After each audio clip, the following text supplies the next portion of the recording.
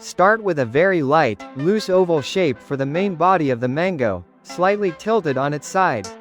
Place a simple teardrop outline above the top curve to map the leaf position, marking the short stem with a faint curve.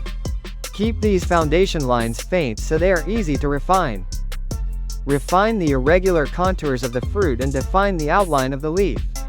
Identify a clean front left light source.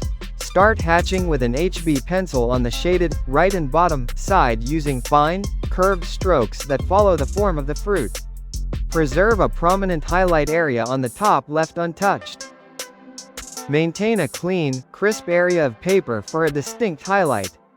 This is crucial for creating a shiny, waxy skin texture.